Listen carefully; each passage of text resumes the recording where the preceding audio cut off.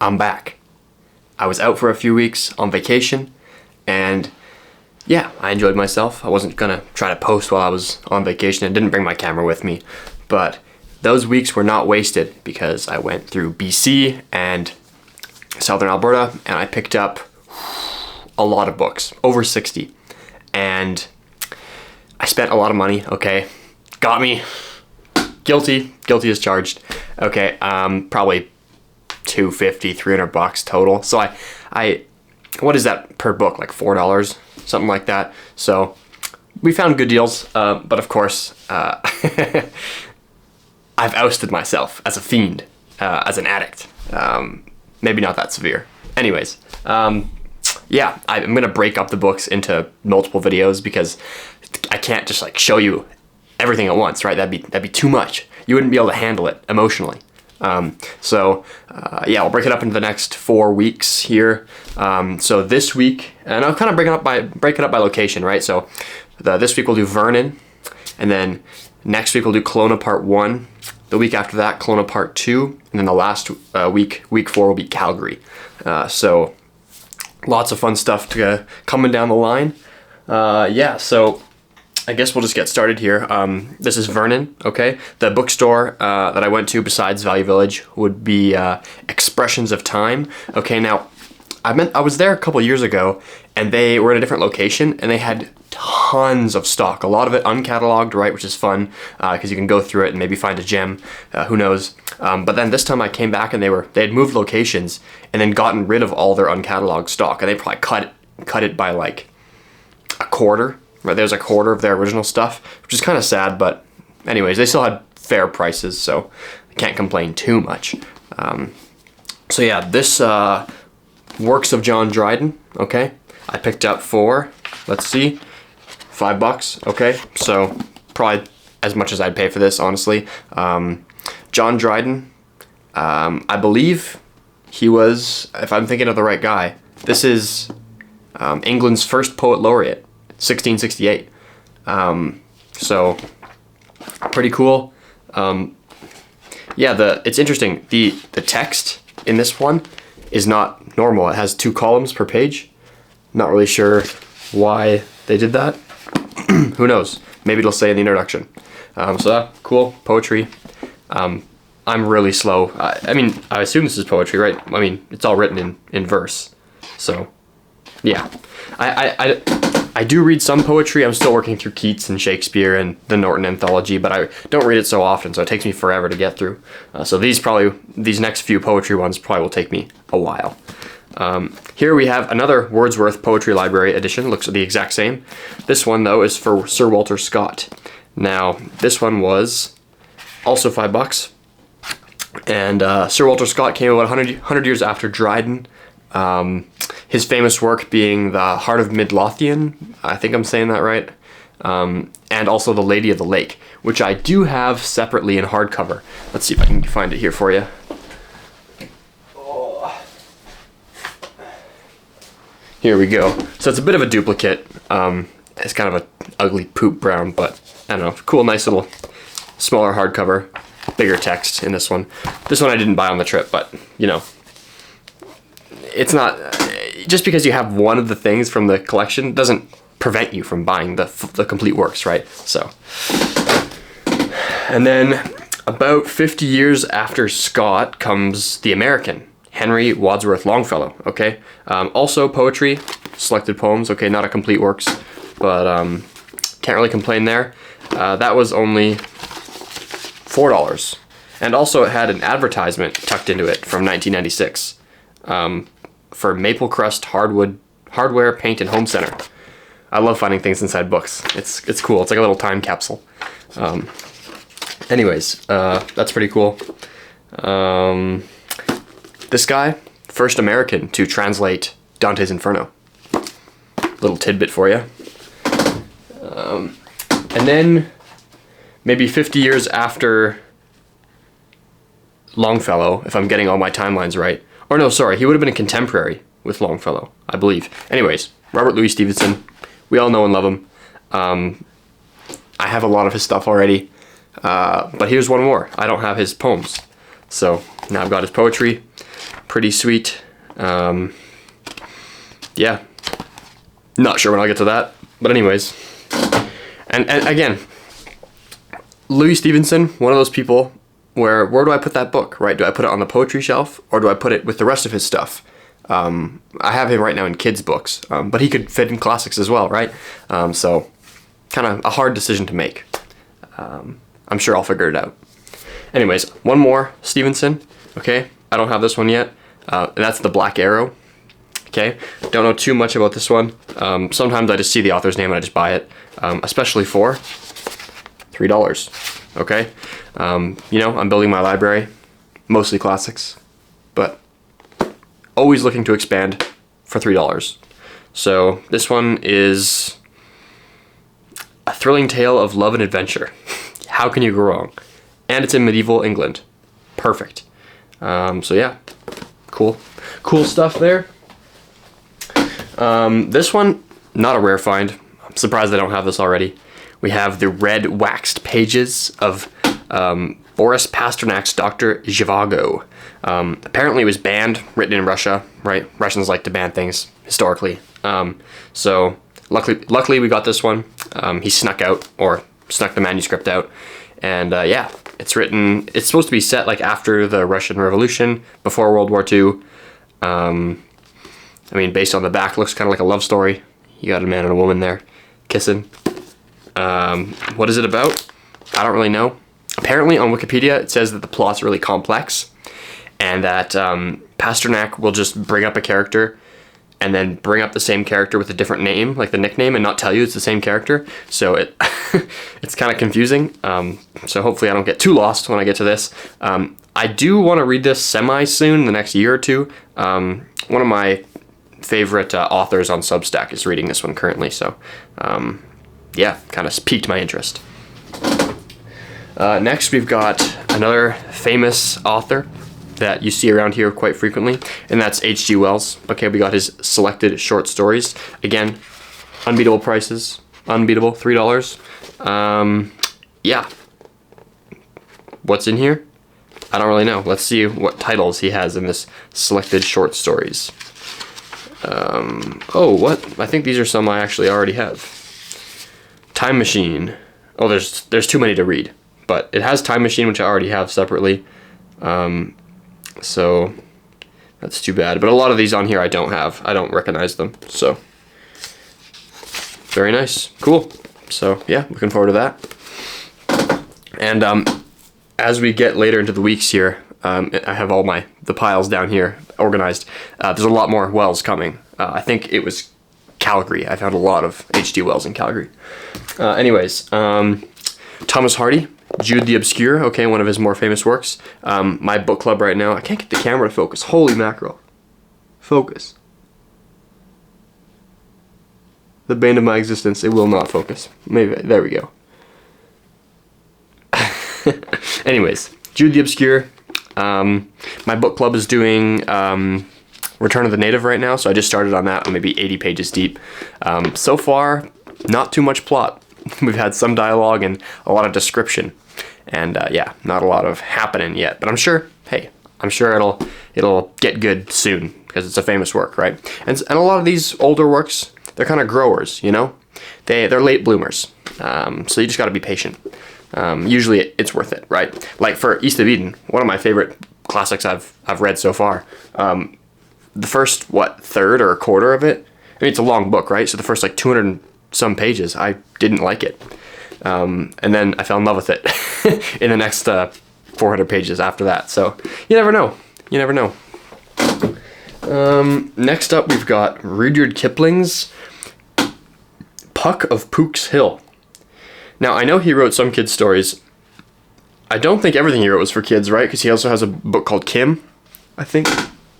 Yep, Kim. And so I don't think that one's for kids. Is this one for kids? It looks like it's for kids. Look at the back. That looks like a fairy tale drawing. When Dan and Una meet Puck on a magical midsummer eve. Yeah, definitely for kids.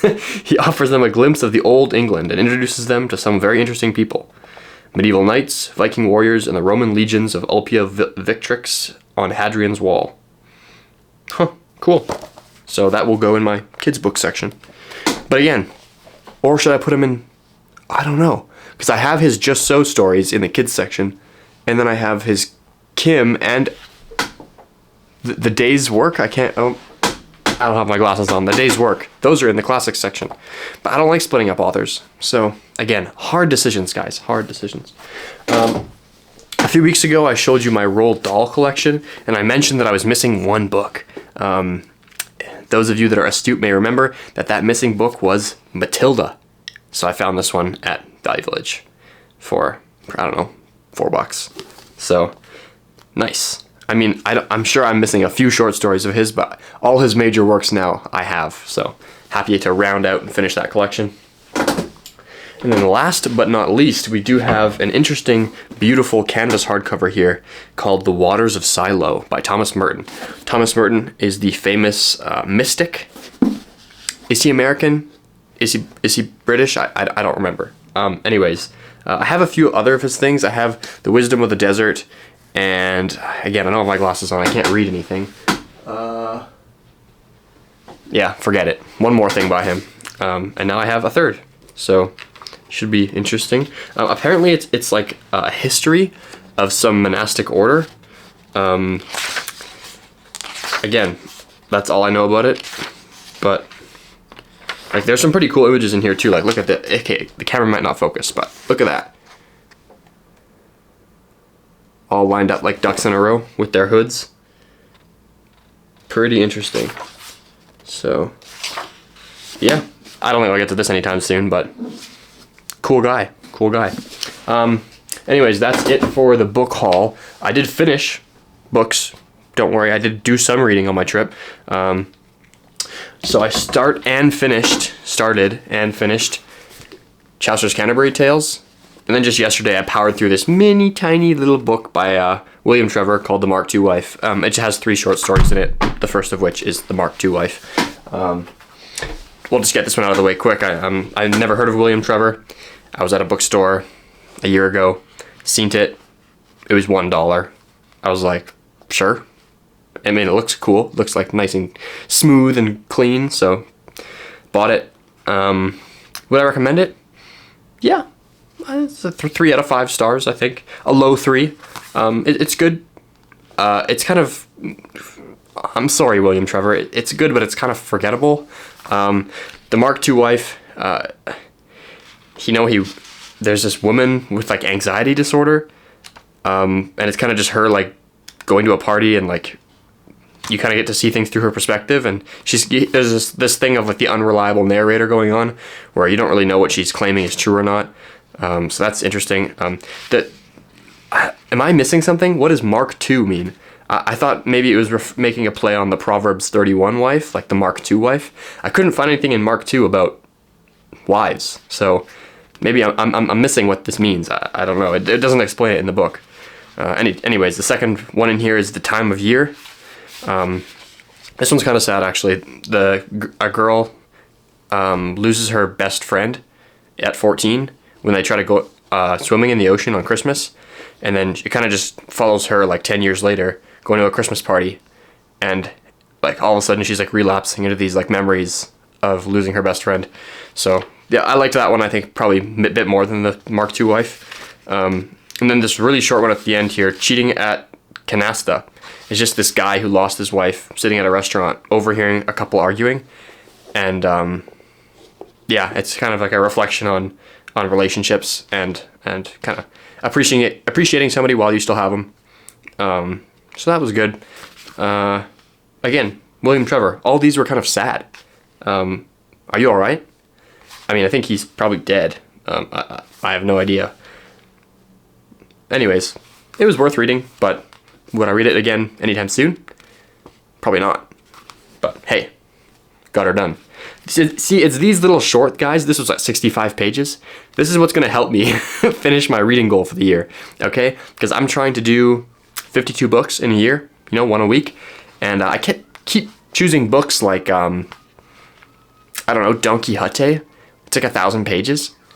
How am I supposed to do 52 books in a year if I keep reading books that are that long? And the other book, Canterbury Tales, this is what, 500? So I'm kind of making it hard for myself, but if you average them out, if you average them, I think on average, 300 pages in length, I would say.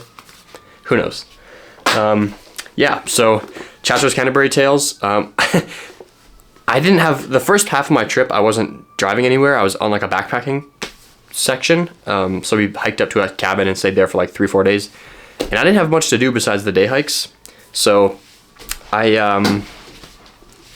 read like 450 pages of this in like 2 days. Kind of just binged it, if you will. And these are a riot. These are super fun. I really liked Canterbury Tales. I'd say it's an easy 4 out of 5 for me. The highlights for me being the Reeves Tale. I liked the Knight's Tale as well. And then I think it's the Canon Yeoman's Tale about the alchemist at the end. That one's fun too. So if you haven't read this, you should. And I know that some people are purists and they'll read it only in the original Middle English. I didn't even try. So I'm a bit of a cop-out, bit of a sellout. But I just read it in like a modern verse translation. So, and it's all rhymed couplets, right? So it's fun to read too. Yeah, so I'm not sure if I'll bother summarizing any of them. Maybe I'll summarize the Reeves Tale. No, I'm gonna butcher it, I think. Okay, I'll give it a go. So, the Reeves Tale goes, and this has been a while since I've read it, so bear with me. There's this guy, he's kind of mean. He's a miller, so he has like one of those water wheels that spins and like crushes grain, right? And so he has a wife and a daughter, and these two, and he's kind of known for being rude in the village, and these two young strapping lads from the village come and they want to trick him. And I forget if they are tricking him because he had done something to the village and it's in retaliation, or if it was unprovoked, I don't remember. Anyways, these two guys, they come and they he takes their grain after it's ground, and while they're kind of watching the mill work, he unhooks their horses and the horses run away. So they're like freaking out trying to get their horses back, and then he takes their grain that they brought to get milled and he makes a cake with it for himself. And so he kind of tricks them first, but then it starts raining, so they can't go home. So they're like, please sir, like give us a place to stay. And this guy's just like trolling them basically. He's like, oh sure. But then the tables get turned. So in the middle of the night, I'm gonna mess this up. How does this happen again? He has his bed, his daughter's bed, and then their bed. So the two boys are sleeping over here, and then him and his wife in the middle, and then his daughter over there. And he tells it so well, and I forget how it happens exactly, but they end up switching beds somehow, and then the one guy sleeps with his wife and the other guy sleeps with his daughter, and he wakes up just in an absolute rage, and then they escape, and the daughter had hidden the cake that he made with the stolen grain by the entrance of his property. And so they slept with his wife and his daughter. They run away on their horses, steal the cake as they leave, and then that's it. And I'm butchering it, of course, but it's very funny when he tells it. And a lot of the other stories in here are kind of bawdy and riotous, and I mean, there's a few in here that are like kind of virtuous and about honor and doing the right thing, but some of them are yeah, could be a lot more inappropriate if Chaucer was more dramatic. And is it Chaucer or Chaucer? I don't know. I'm uneducated on the topic. So anyways, I like this. It was good. Yeah. So that's all for today. We're hitting that magical 18 minute mark. So I'll sign off. Yeah. Thanks for tuning in. And stay tuned, because next week we got a banger.